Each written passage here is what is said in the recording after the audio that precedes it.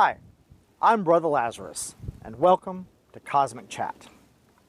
So, we've been talking about addressing the past so we can make your future now.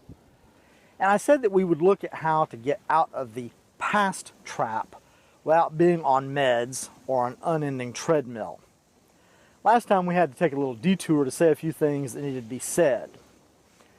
So, we want to make the past present and the future all at the same time, because this is the way things are where God's throne is, outside space and time. And that's where we want to be on the day of the Lord, or the Lord's Day, the day when everything is going to be put exactly as it is supposed to be, which can happen for us every Sunday if we want it, or even every day. Well, how do we do that? Make the past the future without bringing into the future all the mess of the past. You need to embrace the fact that you're an asshole. Yeah, that's what I said. And so am I. We spend our whole lives running from this fact.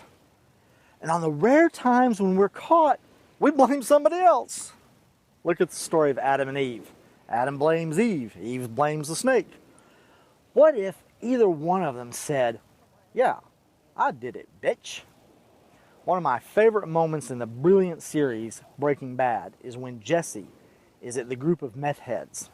He's pushing them to the limit. And he outright admits that the only reason he is there is to sell them meth. And he asks if they're okay with that. They are not. That scene brilliantly nails one of the biggest problems in our society.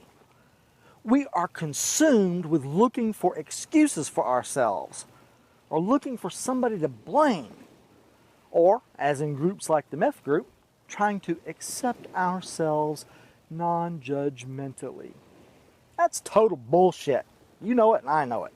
We all know it. One of the biggest problems is that we don't have enough shame. Going back to last time where I talked about the list of sins, we carry a lot of shame, but it's for all the wrong stuff. We've been conned into being ashamed of being normal so that we can avoid being ashamed for being jerks. Let me lay out what I mean. Each one of us has a shadow side. Most of us do a really good job hiding it. I like to let mine hang out, but even I keep a lot of stuff deep in my mind. Again, we're right here, right now. It's just you and me.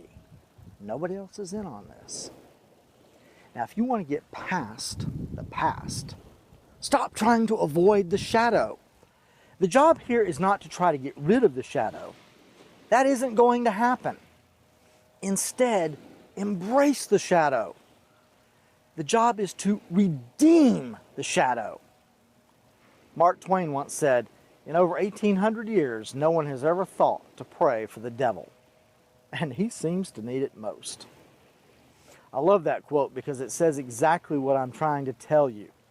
You already know you have the devil inside. Stop trying to kill him or pretend he's not there. Redeem him. Now do not go running off screaming, "The man says to worship the devil." I did not say that. I'm talking about redeeming a core part of who you are, the part you want to hide from.